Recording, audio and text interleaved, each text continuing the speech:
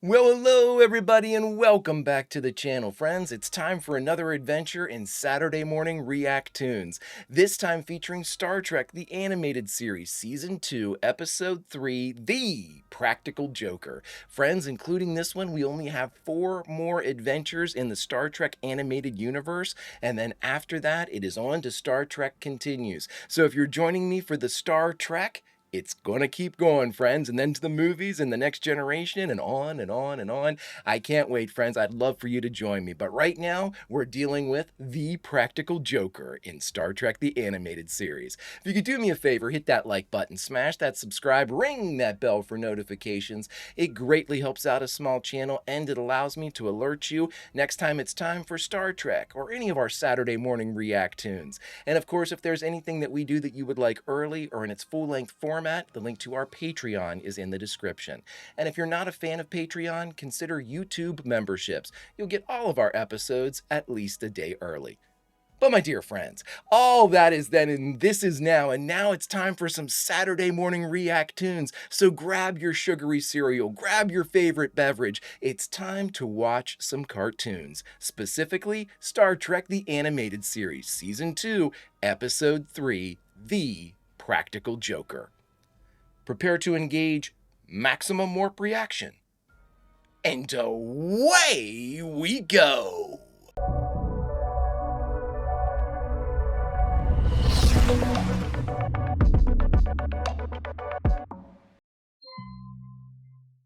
Can't believe we only have 4 more, 3 after this. Jeez, oh Pete, just blitz through these. These are the voyages of the starship Enterprise. Gonna really miss these. I'm gonna miss the original crew, but I'm very anxious and I can't wait to see, the next generation. I've seen, I think I told you all before, I've probably, to be fair, seen 10 to 15 episodes of Next Generation across all of their seasons.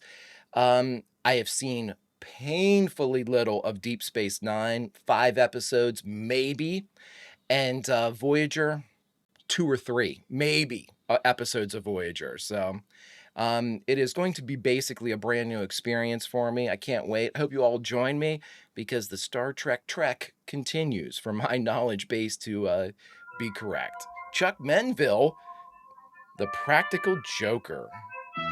I'd like some hee-hees and haw-haws. Let's see what they've got. Our present mission, a routine geological survey of Type 4 asteroids, is nearing completion. It's awesome. A full 72 hours ahead of schedule. Look at you all. Oh, well, hey, there's 3 Klingons. Scotty, give us maximum shielding. Aye, Captain. Mr. Sulu, bring us about to a new heading of 902 Mark 6. Aye, aye, sir. Mr. Spock, who the Oh, devil's wow. attacking us? Romulans, Captain. Oh, Romulans. That's right. They use the same. A cold-blooded ambush. Let's give the heathens a fight they won't soon forget. There's 3 of them. Route number 3 to 1. I think this is an instance where discretion is the better part of valor. We don't want to scratch up that beauty. Boy, the Romulans just don't care about taking pot shots, do they? Unprovoked, my dear Captain, your ship trespassed into Romulan territory in defiance of your own treaty. What are you talking about?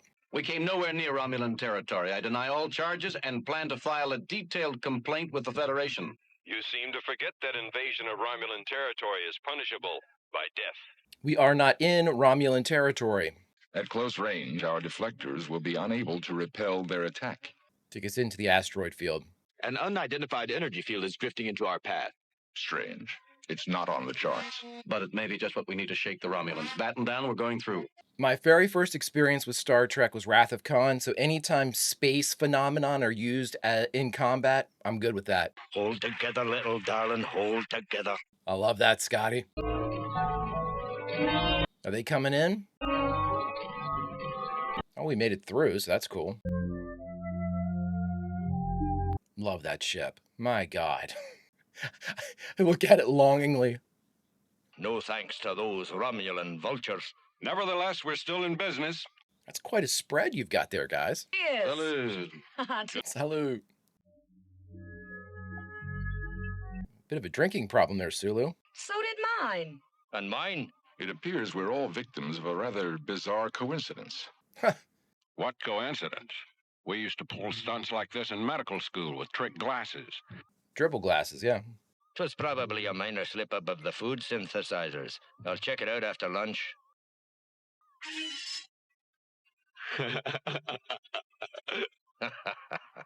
Victim of the limp fork. I already like this. If it's a comedy episode, I'm good. Even the perceptive Mr. Spock has fallen victim to these simple-minded pranks. Curious. Is he gonna have the... Captain, I found this device on my console. It seems to serve no useful function, and That's hilarious. Spock flips out. I'll kill him! Who did it? Officer Scott, won't you join us for lunch?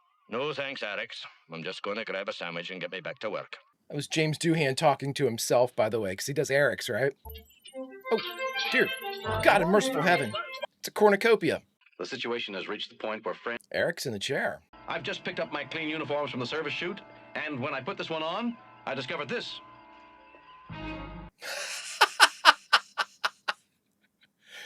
Captain Kirk, look behind you. Really, Mrez, you're going to have to be a little more clever than that. Right. Now what? It's a bag of flaming dog shit in the turbo lift. perhaps the humidification system is... Here's Spock. Oops! Amazing. It's ice. What do you make of all this, Spock? The evidence all points to one guilty party, Captain. I'd say it's Maress, but we have multiple people doing, or multiple characters done by the same voices. Is the Enterprise itself. Of course. That laugh. It's the voice of our main computer. Oh, it's Major Barrett. Okay. Good. The rec room is unoccupied. At least we can enjoy our off hour without worrying about practical jokes. Just what the doctor ordered. All hands to your... Well, what'll it be? A swim at the beach? Is this a holodeck? I'll be damned. Is this the first time they have a holodeck? Oh, Captain. Crew members McCoy, Sulu, and Uhura are still in the recreation room and do not answer the call to stations. Why aren't they getting this? So relaxing. And best of all, no practical jokes. Well. Oh my god, it's making a deadfall.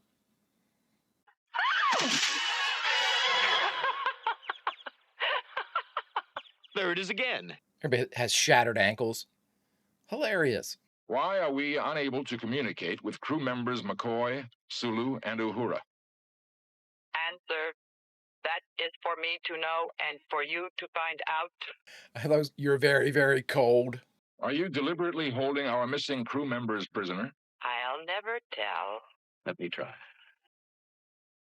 Very well. I order you to release crew members McCoy, Sulu, and Uhura immediately.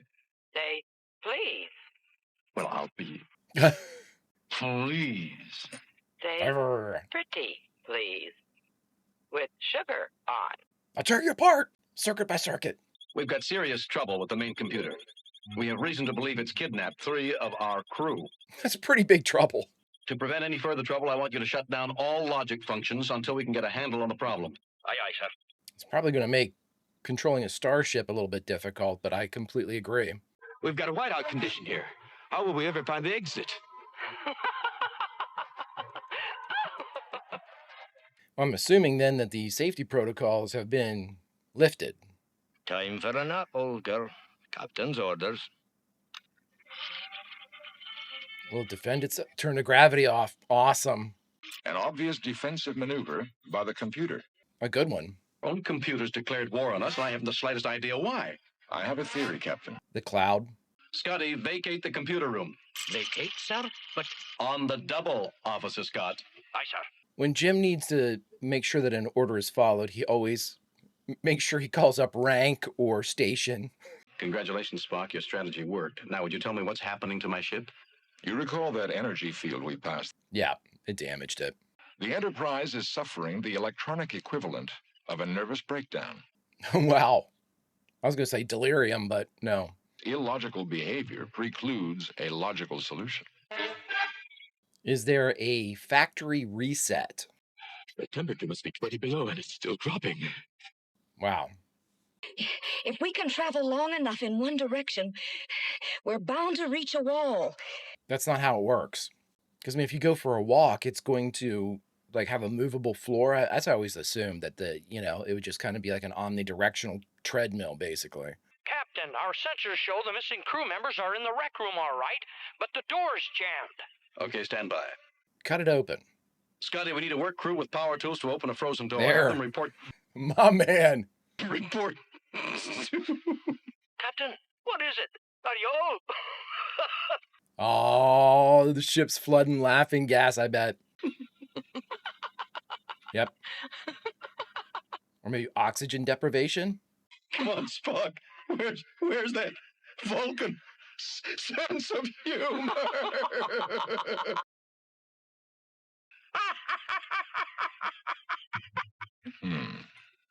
Just as I thought. This sucks.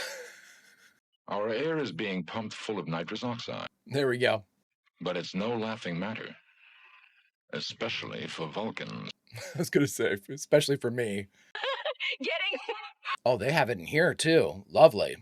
If we don't keep moving, we're gonna freeze.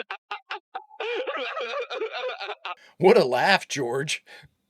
The fresh air quickly revived us, although it'll be exhausted in another 6 hours.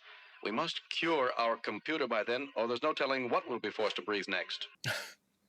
You two better go on without me. My old legs have given out. Oh, for God's sakes, Bones. We're not leaving you behind, Plum. Come on. What do you know? Come on, Doctor. We're finally getting out of here. Nice job, guys. That was awesome. They had just opened up and the guys are there. We got it. I'd just like to make one request. Sure, Bones, what? Could you turn up the heat? We can't do anything right now, Plum. Engine room reports all engines shut down, yet they're firing. Oh, great. It's taking full control of the ship. It responds. We're coming about to a new heading. As soon as our core stabilizes, give me a reading. Let me guess. Directly towards Romulan space.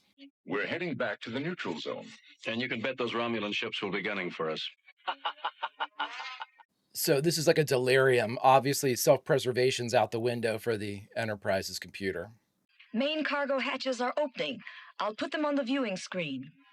What are we sending out? What is that? What? The Romulan ships have halted their attack. What? The Enterprise is pulling her biggest practical joke of all. And this time the joke's on the Romulans, the same Romulan ships that damaged the Enterprise. Are you suggesting that the Enterprise is seeking revenge? Yes. She's going to make fools of the Romulans by having them attack a balloon, and Romulans fear disgrace more than death. It has refused surrender. Advance at attack speed. I really wish they would have drawn the Romulan ships simply so I don't continually think that they're Klingons. I want that Federation ship blasted into space dust. Otherwise, I have to throw myself into the vacuum of space. For honor. They must be furious to follow us this deep into Federation territory. I don't care about the Romulans. I just want to avoid that energy field we passed through before. Helmsman, do you have a fix on it? I couldn't face going through there again. The energy field frightens you? It petrifies me. How interesting. Jim. I'm like, what are they pumping through the air? Jim is out thinking a computer again, everybody. One of his special superpowers. It'd be real funny if they all blew up. Useless in this field. We've lost contact with the Federation ship. Yeah, see? How could What the devil you? is going on? Bones, the worst thing you can do to a practical joker is to play a practical joke on him. Nice job, Jim. That last pass through the energy field apparently reversed all effects. Well done, Jim. Captain, I'm picking up strange transmissions from the Romulan warships. So is their computer going to be... We're knee-deep in desserts and they're still pouring out. Shall we tell them how they can reverse the effects of the field, Jim? Absolutely not. Let's not spoil their fun just yet. Nice. Awesome, awesome, awesome. All right, everybody, we just finished watching Star Trek, the animated series, Season 2, Episode 3, The Practical Joker. And the only thing left to do is talk about it. All right, everybody, we just finished The Practical Joker, the third episode of the second and final season of Star Trek, the animated series. Now, see, I think this is a good example of a humor-driven episode. You can have these kind of shenanigans going on, but look at all the things we got to experience. The holodeck probably being chief among them. We got to see the workarounds. We kind of understand some of the things and abilities that the Enterprise actually has. We know certain things, but being able to like flood the entire ship with nitrous oxide, that's very interesting, especially if we have borders at any point. And I thought that it was just the only thing I didn't like about it was obviously the generation of a larger balloon Enterprise. I mean, I think it would have been funny if they would have been able to have done that, with technology. It looked like a ghostly image on their readouts or something like that. But obviously, they're going for the ha-has and hee-hees, and this is a cartoon, so a big balloon was fit the bill, apparently, for this. Again, I think that the animated series really lends itself to flesh out. These aren't going to be the episodes of memory. I mean, now we've had a couple that have been incredibly good. Yesteryear and Jihad are probably my two favorites, but we've had some incredibly strong episodes. But what I always take from this is we get a chance to spend some time with the original crew. We get to see them interact in ways that we never saw them in live action. I mean, we had Sulu, Uhura, and Plum in a holodeck scenario, a survival scenario. They fell into a deadfall. They're walking through a blizzard. These are all things and items that we can it just fleshes out and colors more of the experience that is Star Trek. And I'm absolutely never going to complain about spending more time with the original series crew. I mean, every time I finish one of these, I feel a little lesser because I know that there's now only 3 more adventures inside the animated series and then the movies. And then once I'm done, actually, technically, when I'm done the motion picture, that'll be the last of the movies. That last thing I have ever seen with the original series will be the original series motion picture. Everything else, the other movies, I've seen at least once. Wrath of Khan multiple times, all the other Star Trek movies once, but I've seen them, so I don't remember hardly any. I remember the whale one, which I think is 4, but not other than the whales. I don't remember. They go back in time, I think. Spoiler alert. But again, I just love spending time with this crew, and that's what I think that the animated series does best. It does have some very good standalone episodes, but it has good moments. It has good experiences. It has, again, this is kind of a development of these relationships that we know we have a finite time to see. And again, it's sort of definitely a glass half empty approach to it, and I shouldn't do that, but I'm a pessimist at heart, I suppose. When it comes to things like this, you can see the end in sight, and you can't not look away from it, and that's the way I am. But I just enjoy watching, just anything. If I can get anything from the original series, oh, I miss that show so much. And the animated series does a really good job of giving us a little bite-sized taste of it, giving us these scenes that we, can easily see everybody acting out in live action. Jim does 3 things really well. One, a crazy game of poker. If there's a risk to be taken, deal Jim in. He's a risk taker in a controlled sort of risk-taking fashion. When he's pretty sure he can win, that's when he takes them. The other is redeploying from his, Kirk utility belt, his seduction, being able to seduce people, not for the romantic purposes, but to get information or get what he needs or complete a mission. We've seen that before. And Jim's other superpower is logicking a computer to death or tricking a computer or doing something like that. And again, we saw Jim, best a computer as, oh, I'm so scared of the cloud. Oh, are you? Gotcha. I love it. But again, true to form. We've had that established in the original series that Jim just knows how to push, no pun intended, a computer's buttons and get the computer either thinking in a logic circle or just fooled. And we saw that again in this one. And again, I mean, how can you not enjoy something like that supports these great stories, reminds you of these great stories, while being a great story in and of itself? So we have 3 more left, and then off to Star Trek continues. My dear friends, if you could do me a favor, hit that like button, smash that subscribe, ring that bell for notifications. It greatly helps out a small channel, and it allows me to alert you next time it's time for some Saturday morning React Tunes. And of course, if there's anything that we do that you would like early or in its full-length form, format, the link to our Patreon is in the description.